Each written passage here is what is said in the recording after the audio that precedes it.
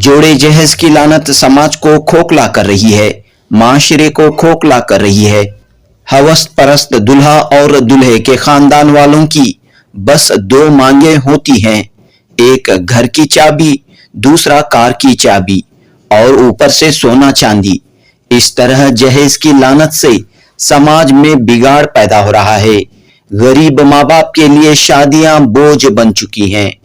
बेंगलुरु में मौलाना मुफ्ती मोहम्मद असलम रशादी कासमी का बयान। और आजकल यही कहा जाता है कि हमारी कोई मांग नहीं है, सिर्फ दो मांगे हैं, एक घर की कीली, दूसरे कार की कीली। दो चाबियां चाहिए और क्या चाहिए। और वो घर भी आपकी बच्ची को रुकाने के लिए और वो कार भी आपकी बच्ची को घुमाने के लिए। बेंगलुरु की मस्जिद मुअज्जम में 27 जून बाद नमाज मगरिब डीएमएस ह्यूमन राइट्स फाउंडेशन के तहत इजलास आम मुनअक़द हुआ। डीएमएस ह्यूमन राइट्स फाउंडेशन के चेयरमैन डॉक्टर डी हैदर वली की सदारत में हुए इस इजलास में कामयाब अज़दवाजी जिंदगी के मौजू पर मौलाना मुफ्ती मोहम्मद असलम रशादी ने खिताब किया। Brainy stars group of institution के चेयरमैन डॉक्टर डी हैदर वली की सदारत में डीएमएस ह्यूमन राइट्स फाउंडेशन पिछले 13 सालों से अपनी खिदमत अंजाम दे रहा है। खास तौर पर अज़दवाजी मसाइल के हल के लिए काम कर रहा है। इस इदारे के तहत शादी से पहले और शादी के बाद लड़का और लड़की की काउंसलिंग की जाती है, रहनुमाई की जाती है। मौलाना महमूद अली व दीगर उलमाए कराम इस इदारे के तहत अपनी खिदमत अंजाम दे रहे हैं।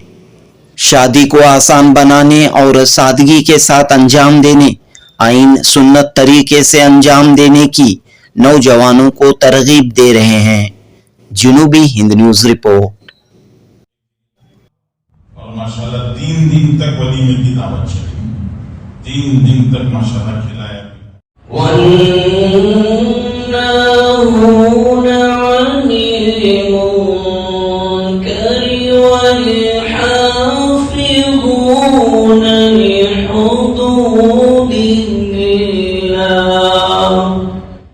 इसलिए बताना यह है कि अपनी हद तक हमने कोशिश की और इस इदारे के बानी और चेयरमैन जनाब डॉक्टर डी हैदर वली साहब को हम मुबारकबादी पेश करते हैं कि उन्होंने इस पूरे इदारे का खर्च अपनी तरफ से जिम्मे लिया हुआ है और जितना भी इस पर खर्च आता है अपनी तरफ से खर्च करते हैं और चाहते हैं कि इस पूरे अमल का सवाब मेरे वालिद मोहतरम को पहुंच जाए।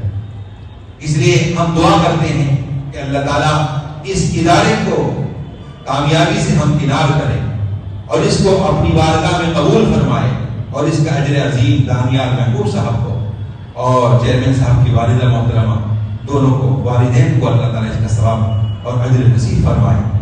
और हमारी आपसे गुजारिश ये है कि ये इदारा जो काम कर रहा है कौम व मिल्लत के लिए, ये हमारा अपना काम नहीं है, पूरी कौम व मिल्लत का काम है। लिहाजा हमारी दरख्वास्त है कि हर शख्स इस इदारे से जुड़े और इस तरफ तवज्जो करे और हम सब मिलकर के ये काम करें। ऐसा निजाम बन जाए कि कोई भी नौजवान शादी से पहले जब तक उसकी शादी की इजाजत न दी जाए, जब तक वो तरबियत न पाले, उसकी काउंसलिंग ना हो जाए, ऐसा निजाम हम चाहते हैं। और मैं और अकेला चेयरमैन साहब हम कुछ नहीं कर सकते जब तक कि आपका ताउन ना हो। आप भी ताउन कीजिए, आप भी इसमें जुड़िए और हम मिलजुल कर इस काम को करेंगे। एक मस्जिद से भी अगर ये निजाम शुरू हो जाएगा तो इंशाअल्लाह जो है हमारे शहर में इसका माहौल बनेगा। और आजकल तो पेशकशें बढ़ते बढ़ते जब कोई चीज बहुत ज्यादा लार्ज हो जाती है तो फिर उसको क्या करना पड़ता है, छोटा करना पड़ता है। तो जब पेशकशें बल्कि मांगे बहुत ज्यादा बढ़ गई तो अब लोगों ने उसको शार्ट कर दिया है। और आजकल यही कहा जाता है कि हमारी कोई मांग नहीं है, सिर्फ 2 मांगे हैं, एक घर की कीली, दूसरे कार की कीली। 2 चाबियां चाहिए और क्या चाहिए। اور وہ گھر بھی آپ کی بچی کو رکانے کے لیے اور وہ کار بھی آپ کی بچی کو گھمانے کے لیے. تو بہرحال یہ جو جوڑے جہیز کا لین دین ہے، یہ جوڑے جہیز کا لین دین اللہ نے، شریعت نے اس کو پسند نہیں کیا. اللہ جل شانہ نے مرد کو الرجال قوامون علی النساء، مرد کو اللہ تعالیٰ نے اوپر کا ہاتھ بنایا اور عورت کو اللہ جل شانہ نے اس کے ماتھے رکھ رکھا ہے. تو اس لیے اللہ یہ چاہتے ہیں، پیغمبر یہ چاہتے ہیں کہ مرد کا ہاتھ اوپر رہے اور عورت جو ہے نیچے ہاتھ والی رہے. تو اس لیے اللہ جل جلالہ نے مرد کے اوپر سارے اخراجات، خرچ وغیرہ کی ساری ذمہ داری مردوں کو لگائی. اس لیے سوال مانگنا یہ بے عزتی کی چیز ہے، ذلت کا سامان ہے. تو مردوں کے لیے مناسب نہیں. یا آپ خود سوچ کے دیکھیں، ایک نوجوان، وہ نوجوان خود تو پسند نہیں کرتا لیکن ماں باپ کی طرف سے کچھ زبردستی ہوتی اور معاشرے کا، ہماری کمیونٹی کا، سوسائٹی کا ایک مزاج بن چکا ہے کہ ہمارا سٹیٹس جو ہے وہ اچھا رہنا چاہیے، اس کے لیے ہمیں مانگے رکھنی چاہیے. تو یہ سب بھی ہمارے لیے ذلت کا سامان ہے. میں اکثر عرض کرتا ہوں کہ اگر لڑکی اپنے ساتھ میں ڈنر سیٹ لے کے نہیں آئے تو اس کا مطلب یہ ہے کہ ہم یہ اپنے گھروں میں پتے میں کھاتے تھے، گھروں میں کھانے کے لیے پلیٹ نہیں تھے، ہم پتوں میں کھاتے تھے. اس لیے مشہور ہیں اس بات پر کہ آنے والی لڑکی اپنے ساتھ میں ڈنر سیٹ لے کے آئے. تو ہمارے لیے تو بے عزتی کی بات ہے، ہمارے لیے تو ذلت کی چیز ہے. تو اس لیے لین دین کا مطلب جوڑے جہیز کا لین دین نہیں ہے. شریعت نے مرد کو مہر دینے کا مکلف بنایا کہ لڑکا مہر دے گا، اور لڑکی کو اللہ جل شانہ نے حکم دیا ہے کہ اپنے آپ کو مرد کے حوالے کرے، مرد کو سونپے. تو یہ رشتہ لین دین کی وجہ سے اس کو معاملہ بھی کہتے ہیں. اور اس کی ایک تیسری حیثیت ہے، اور وہ تیسری حیثیت یہ ہے کہ یہ بھی ایک عبادت ہے. نکاح ایک عبادت ہے. جیسے شروع میں بھی عرض کیا، تمام انبیاء کرام علیہ السلام نے نکاح کیا. دو نبی ایسے ہیں جن کا نکاح نہیں ہوا. ایک حضرت یحییٰ علیہ السلام، اللہ تعالیٰ نے حضرت یحییٰ کی صفات میں، خوبیوں میں اللہ تعالیٰ نے بتایا حصور کہ حضرت یحییٰ نے نکاح نہیں کیا. وہ دنیا میں تشریف لائے اور شہید کر دیے گئے اور آخرت کی طرف کوچ کر گئے. حضرت عیسیٰ علیہ السلام نے بھی نکاح نہیں کیا، لیکن حضرت عیسیٰ علیہ السلام آسمانوں پر اٹھا لیے گئے ہیں. قیامت کے قریب حضرت عیسیٰ علیہ السلام دوبارہ زمین پر تشریف لائیں، اور جب دنیا میں آئیں گے تو حضرت عیسیٰ نکاح کریں گے اور آپ کی اولاد ہوگی. تو اس طرح تمام انبیاء نے نکاح کیا ہے. اور ہمارے اور آپ کے نبی سید الاولین والآخرین حضرت محمد الرسول اللہ صلی اللہ علیہ وسلم نے ماشاءاللہ 11 نکاح کیے. آپ علیہ السلام نے 11 نکاح کیے.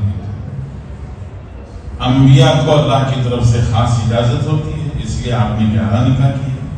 عام مردوں کو، امت کو اللہ جل شانہ نے 4 نکاح کی اجازت دی. ایک الگ بحث ہے، اگر آپ سمجھنا چاہیں تو سمجھ سکتے ہیں کہ حضور صلی اللہ علیہ وسلم نے 11 نکاح کیوں کی اور آپ کے 11 نکاحوں کا فائدہ کیا ہوگا. ایک لمبا ٹاپک ہے، اس کے اوپر کسی عالم سے اگر آپ سمجھیں تو آپ کو سمجھ میں آئے گا کہ رسول اللہ صلی اللہ علیہ وسلم نے 11 نکاح کیوں کیے. لیکن کبھی آپ نے ایسا نہیں دیکھا ہوگا کہ دودھ لینے کے لیے آدمی باہر نکلا اور ساتھ میں بینڈ باجے والے بھی ہیں. ہوتا ہے کبھی ایسا؟ یہ نہیں ہوتا. آدمی خاموشی سے جاتا ہے، دیکھے آتا ہے دودھ لینے کے لیے گیا اور پوری گلی لائٹنگ کر دی گئی ہو. ایسا نہیں ہوتا ہے، چونکہ انسان ضرورتیں خاموشی سے پوری کرتا ہے اور بغیر شور شرابے کے کرتا ہے. ایسے ہی نکاح بھی سادگی اور خاموشی کے ساتھ ہونا چاہیے. ہاں ایک بات اللہ کے رسول صلی اللہ علیہ وسلم نے بتائی سمجھائی ہے. آپ نے فرمایا عادل النکاح، نکاح کا اعلان کرو. مطلب پاس پڑوس والوں کو بتاؤ، رشتہ داروں کو بتاؤ کہ فلاں بچی کا فلاں بچے سے نکاح ہو رہا ہے، اس کی اطلاع کرو. کیوں؟ آپ تصور کر کے دیکھیں، ایک نوجوان صبح کے 6 ساڑھے 6 بجے ایک شریف گھر سے باہر نکل رہا ہے، پڑوس والوں کو نہیں معلوم یہ کون نوجوان ہے. رات کے 10:30 11 بجے ایک نوجوان کسی گھر کے سامنے کھڑے ہو کر دروازہ کھٹکھٹا رہا ہے اور پاس پڑوس والوں کو نہیں معلوم یہ نوجوان کون ہے. ان کے دل میں شکوک پیدا ہوں گے. وہ سوچیں گے اتنی رات میں اتنی صبح کو اس نوجوان کا اس شریف گھر میں کیا کام جہاں جوان بچیاں رہتی ہیں. پھر وہ شک جو ہے تہمت میں بدل جائے گی، لوگ تہمت لگا دیں. اس لیے اللہ کے رسول صلی اللہ علیہ وسلم نے فرمایا عادل النکاح، نکاح کا اعلان کرو، بتاؤ رشتہ داروں کو، پاس پڑوس والوں کو بتاؤ تاکہ پتہ چلے کہ فلاں بچی کا فلاں بچے سے نکاح. تو اس لیے اعلان کی اجازت ہے، اعلان کا حکم ہے، ورنہ نکاح سادہ ہونا چاہیے. اور دوسری بہت اہم بات جو ہم سب کو سمجھنا چاہیے اور وہ یہ ہے کہ نکاح کا مقصد کیا ہے. نکاح کا مقصد دو دلوں کا ملنا ہے کہ جب دو دل ملتے ہیں تو ایک جوڑا بنتا ہے. پھر وہ ایک جوڑا چھوٹا سا خاندان بنتا ہے، پھر وہ خاندان ایک کنبہ بنتا ہے، پھر وہی کنبہ آگے چل کر ایک قبیلہ بن جاتا ہے، ایک آبادی بن جاتی ہے. آپ گلیوں میں دیہاتوں میں جائیں، بہت سارے بنگلور میں رہنے والے تو اصل بنگلور کے ہیں ہی، سب لوگ باہر جا کے یہاں آباد ہوئے ہیں. تو آپ اگر اپنی بستی کو جائیں یا کسی اور بستی کو جائیں، چھوٹے سے قریے دیہات میں جائیے تو جا کے وہاں دیکھیں تو پتہ چلتا ہے کہ دیہات میں 200 گھر ہیں، 300 گھر ہیں اور وہ سارے 300 گھر ایک دوسرے کے رشتے دار ہیں. یہ خالہ کا بیٹا ہے، یہ ماموں کا بیٹا ہے، یہ پھوپھو کا بیٹا ہے، یہ چچا کا بیٹا ہے، یہ تایا کا بیٹا ہے. پورا گھر پورا گاؤں ایک دوسرے سے ملا ہوا ہے. مطلب کیا؟ یہ ایک چھوٹا سا خاندان یہاں آباد ہوا اور وہ خاندان آج ایک قبیلے میں بستی میں بدل چکا ہے. تو انسانیت ایسے ہی بڑھتی ہے، پھیلتی ہے. تو آبادی میں تبدیل ہونے کے لیے خاندان بننا ضروری ہے اور خاندان بننے کے لیے جوڑا بننا ضروری ہے. جب جوڑا بنے گا تو خاندان بنے گا، جوڑا ہی نہیں بنے گا تو خاندان کیسا بنے گا. اور جوڑا بننے کے لیے دل ملنا ضروری ہے. جب تک دل نہیں ملے گا تب تک جوڑا نہیں بنے گا. آج جیسے آپ نے دیکھا ہے لوگ شادیاں کرتے ہیں، ایک نیا کچھ لوگ کرتے کرتے لیٹسٹ اور نیا سوچتے ہیں. اور آج کل لوگ ایک نیا سوچتے ہیں، اور وہ نیا کیا ہے کہ مدینے میں جا کے نکاح کریں گے، مکے میں جا کے شادی کریں گے. تو مدینے میں جا کے نکاح کرتے ہیں، مکے میں شادیاں کرتے ہیں. تو آپ سوال یہ ہے، مکہ تو برکت کی جگہ ہے، مدینہ برکت اور رحمت کی جگہ ہے، لیکن وہاں شادیاں کر کے آنے کے باوجود بھی بہت ساری شادیاں ہم نے بھی دیکھی، آپ نے بھی دیکھی ہوں گی کہ ٹوٹ جاتی ہیں. مکے مدینے میں ہونے کے باوجود شادی ٹوٹ گئی. تو سوال پیدا ہوتا ہے کہ مکے مدینے میں کی اور برکت نہیں آئی. تو اس کا جواب ہم کو سمجھنا چاہیے کہ مکے اور مدینے کی برکت لینے کے لیے حضور صلی اللہ علیہ وسلم نے جو دروازہ کھولنے کے لیے کہا ہے، آپ دروازہ کھولیں گے تو برکت آئے گی. مدینے میں جا کے نکاح کیا لیکن برکت کا دروازہ آپ نے بند کر دیا تو برکت کہاں سے آئے گی؟ اس لیے کہ حضور صلی اللہ علیہ وسلم نے فرمایا نکاح کی برکت اللہ جل شانہ نے نکاح کے نام پر کم سے کم ہونے والے خرچ میں اللہ نے رکھی. جب نکاح کے نام پر کم سے کم خرچ ہوگا تو نکاح میں برکت آئے گی، اور جب نکاح کے نام پر بےہودہ خرچ ہوگا تو نکاح کی برکت نکل جائے گی. اب مدینے میں شادی ہو رہی ہے تو سوال یہ ہے کہ کم سے کم ادھر سے 25 ادھر سے 25 50 آدمی اور 50 آدمیوں کا مطلب ہے ایک آدمی کا خرچ کم سے کم 70-80 ہزار آپ رکھیں، صرف ٹریولنگ ایکسپینسز، آنے جانے کا خرچ، تو یہ سب کا سب بیکار خرچ ہو رہا ہے، اس کی کوئی ضرورت نہیں، نہ کسی کا فائدہ نہ کسی کا نفع نہیں، نکاح کے نام پر ایک بےہودہ خرچ ہوا اور وہاں جا کے شادی کرائی، شادی کے بعد نکاح ٹوٹ گیا، اس لیے کہ جی برکت کے آنے کا راستہ اور دروازہ بند کر دیا ہے۔ تو اس لیے میں عرض کرتا ہوں کہ دل ملنا ضروری ہے، اور دل ملانے کی طاقت نہ میرے پاس ہے، نہ آپ کے پاس ہے، نہ کسی اور کے پاس ہے، دل ملانے کی طاقت صرف اور صرف اللہ کے پاس ہے۔ اللہ جل جلالہ والوں نے اپنے حبیب سے بھی فرمایا، رسول کریم صلی اللہ علیہ وسلم سے بھی اللہ نے فرمایا لو انفقت ما فی الارض جميعا ما الفت بین قلوبہم، صحابہ میں جو محبت پیدا ہوئی اس محبت کو دکھا کر اللہ جل شانہ نے فرمایا نبی جی ساری دنیا کی دولت لوٹا دیتے تو بھی یہ انصاری اور مہاجرین میں جو محبت آئی ہے آپ نہیں پیدا کر سکتے تھے، ہم نے اس میں محبت ڈالی، ولکن اللہ الف بینہم، اللہ نے محبت ڈالی، تو دلوں میں محبت اللہ ڈالتے ہیں۔ حدیث میں آتا ہے قلوب العباد بین اصبع الرحمن، تمام بندوں کے دل رحمان کی 2 انگلیوں میں، یقلبہ کیف یشاء، وہ جدھر چاہتے ہیں ادھر موڑ دیتے ہیں۔ اس لیے نکاح لوگوں کو خوش کرنے کا موقع نہیں ہے، نکاح اللہ کو خوش کرنے کا موقع ہے کہ اللہ تعالیٰ کو خوش کیا جائے، اللہ کے رسول کو خوش کیا جائے۔ اور دوسری بات یہ کہ آپ چاہے کتنا شادیوں میں خرچ کر دیں، کھلائیں پلائیں، لوگ خوش نہیں ہوتے ہیں۔ ایک چھوٹا سا قصہ حضرت قاری طیب شاہ رحمۃ اللہ نے لکھا، ایک جگہ نکاح ہوا اور ماشاءاللہ 3 دن تک ولیمے کی دعوت چلی، 3 دن تک ماشاءاللہ کھلایا پلایا، 3 دن کے بعد لوگ واپس ہوئے ولیمے سے، تو نکاح کرنے والے صاحب نے سوچا جی میں نے ایک نیا کام کیا ہے، تو اس لیے میری تعریف لوگ کریں گے تو دیکھنا چاہیے میری تعریف میں لوگ کیا کہیں گے۔ تو لوگ جب واپس جانے لگے تو یہ راستے میں جا کے ایک جگہ چھپ کے بیٹھ گئے یہ سننے کے لیے کہ لوگ میری تعریف میں کیا کہتے ہیں۔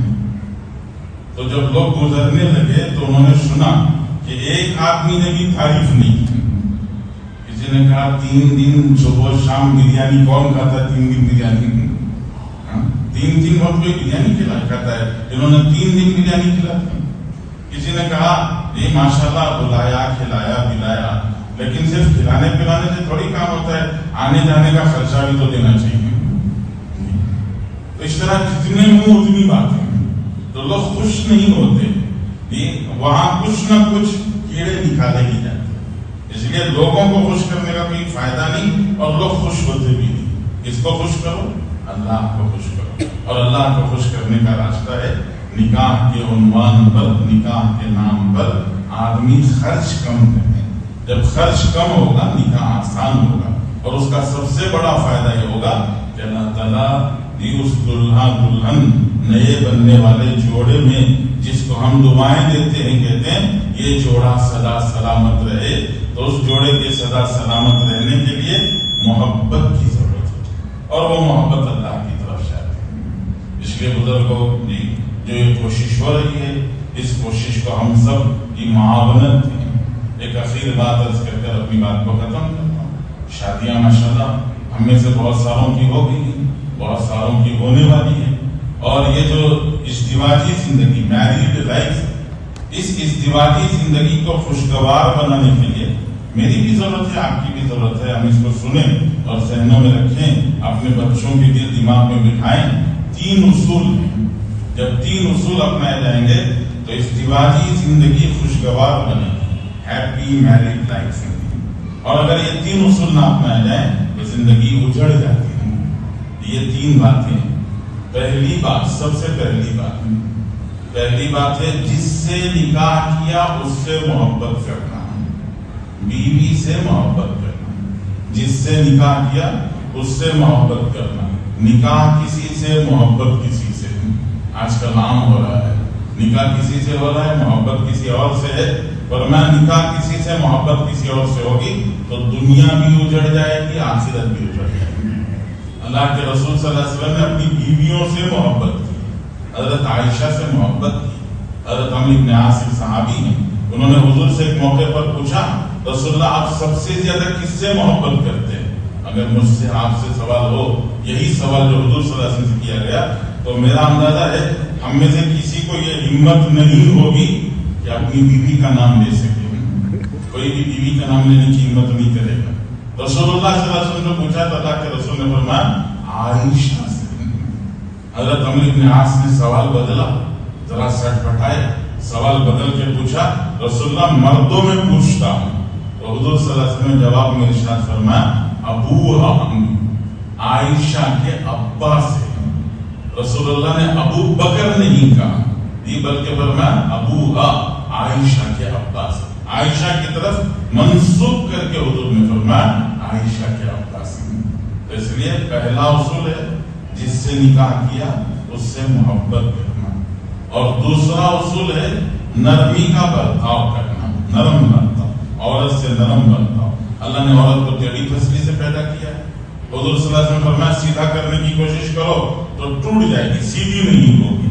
اس لیے حضور صلی اللہ علیہ وسلم فرمایا سیدھا کرنے کی کوشش مت کرو. کیا کرو؟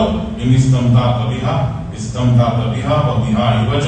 حضور صلی اللہ علیہ وسلم فرمایا اس کے ٹیڑھے پن کے ساتھ فائدہ اٹھاؤ. مطلب خود فلیکسیبل بنو, نرم بنو, اور نرم بن کر ان سے فائدہ اٹھاؤ. اور تیسری چیز ہے معاف کرو. بھول چوک کس سے نہیں ہوتی؟ سب سے ہوتی ہے. اور اللہ معاف فرمائے, ہماری زندگیوں کا نظام ایسا ہے ہم نے عورتوں پر اتنا لوڈ ڈالا ہے صبح اٹھنے سے لے کر شام کو سونے تک کہ عورت مسلسل پستی رہتی ہے. اس میں کچھ کام کرتی ہے, کچھ بھول جاتی ہے. اگر کوئی کام بھول گیا تو ہمیں غصہ آ گیا, ہم نے غصے کا اظہار شروع کر دیا تو فرمایا یہاں خاندان اجڑ جاتے ہیں, رشتے بگڑ جاتے ہیں. اس لیے بھول چوک ہو تو معاف کرنا, کانے طنز نہیں, تو ایسی تمہارے بابا ایسے, تمہارا خاندان ایسا. اس سے لڑکی کا, بیوی کا, دلہن کا دل ٹوٹ جاتا ہے اور وہ سمجھتی ہے کہ غلطی میرے سے ہوئی, میرے باپ درمیان میں کیوں آ گئے, میرا خاندان کہاں سے آ گئے. اس لیے ادھر وہ یہ 3 اصول ہیں. اگر ان 3 اصولوں کو ہم اپنے سامنے رکھیں تو ہماری زندگی, خاص طور سے ازدواجی زندگی, خوشگوار بنے گی. میں مبارکباد دیتا ہوں کہ ہمارے ان جو ادارہ ہے ماشاءاللہ DMS, اس ادارے کے سرپرست کو, ان کے فکر مند ذمہ داروں کو, اور مساجد کے ذمہ داران سے, اور خاص طور سے ہر گھر فیملی کے افراد سے یہ گزارش ہے کہ ہم اپنے بچوں کی شادی سے پہلے, جیسے مولانا نے فرمایا کاؤنسلنگ, مسجدوں کے ذمہ داروں کو یہ فیصلہ کرنا چاہیے کہ جب تک لڑکا اور لڑکی دین کی, نکاح کے متعلق ضروری معلومات حاصل نہیں کرتے اس وقت تک ہم اپنی طرف سے دفتر دینے تیار نہیں ہیں. جب وہاں لا کے رکاوٹ رکھی جائے گی, ساری مسجد والے مساجد والے مل کے فیصلہ کر کے کریں گے تو پھر دین سیکھا جائے گا, اور طلاق اور خلا, نکاحوں کے ٹوٹنے کی جو شرح ہے وہ آہستہ آہستہ گھٹنا شروع ہوگی, اور اس کا فائدہ انشاءاللہ یہ پوری امت کو ملے گا. ہر ایک اس کا فائدہ اٹھا سکیں گے اور یہ فائدہ انشاءاللہ سب کو حاصل ہوگا. اس لیے گویا دین سیکھنے, نکاح سیکھنے کی ضرورت ہے. میں اکثر عرض کرتا ہوں کہ ہمارا نوشاہ جو نکاح کی مجلس میں آ کے بیٹھتے ہیں, نوشاہوں کو نکاح کے نام پر کچھ نہیں معلوم ہے. یہاں تک کہ قاضی صاحب پوچھے تو جواب کیا دینا وہ بھی صحیح نہیں معلوم رہتا. آپ نے سنا ہوگا اکثر دلہا جب قاضی صاحب پوچھتے ہیں تو دلہا جواب میں کہتے ہیں الحمدللہ میں نے قبول کیا, الحمدللہ میں نے قبول کیا. جواب یہ صحیح نہیں ہے. صحیح جواب ہے میں نے قبول کیا الحمدللہ. کیا فرق ہے؟ آپ سوچتے ہیں کہ الحمدللہ شروع بولنے اور بعد میں بولنے میں فرق کیا ہے؟ بہت فرق ہے. الحمدللہ کسی نعمت کے ملنے پر بولتے ہیں. آپ کو میں نے ایک باٹل دیا پانی کا تو آپ بولیں گے جزاک اللہ. اللہ جب کوئی نعمت دیتے ہیں تو ہم کہتے ہیں الحمدللہ. تو قاضی صاحب نے پوچھا آپ سے کیا آپ نے فلاں عورت کو جو فلاں کی بیٹی ہے اپنے نکاح میں قبول کیا؟ آپ نے میں نے قبول کیا جب تک نہیں کہا تب تک آپ کو دلہن نہیں ملی, اور دلہن ملنے سے پہلے آپ نے الحمدللہ بولی. दुल्हन मिलने से पहले आपने अल्लाह का शुक्रिया अदा कर दिया। तो इसलिए उलमा ने यहाँ तक सिखाया है कि जवाब कैसा देना चाहिए। ये लड़के को निकाह में काजी साहब पूछें तो जवाब कैसा देना चाहिए वो भी बताया गया कि अल्हम्दुलिल्लाह मैंने कबूल किया नहीं बल्कि मैंने कबूल किया अल्हम्दुलिल्लाह। जब आप ये कहेंगे मैंने कबूल किया, अब अल्लाह ने आपको दुल्हन दे दी, अल्लाह ने आपको दुल्हन से नवाज दिया, अब उसके शुक्रिया में आपको कहना चाहिए अल्हम्दुलिल्लाह। इसलिए बुजुर्गों, दीन की हर चीज सीखने की है और खास तौर से जिंदगी का बहुत बड़ा हिस्सा ये इज़्दिवाजी जिंदगी का हिस्सा होता है, इसलिए इसको भी सीखना चाहिए। अल्लाह से दुआ है अल्लाह ताला आज की इस मजलिस को कबूल फरमाए और मस्जिद के जिम्मेदारों का भी शुक्रिया है कि उन्होंने माशाअल्लाह ऐसी मजलिस हमारे इस मस्जिद में कायम फरमाई और एक मौका सबको दिया फायदा उठाने का। अल्लाह ताला सबको जज़ाए खैर नसीब फरमाए। मैं इस ट्रस्ट और इदारे के जिम्मेदारान और मस्जिद मुअज़्ज़म के जिम्मेदारान का शुक्रिया अदा करते हुए अपनी बात खत्म करता हूँ। आखिर दावाना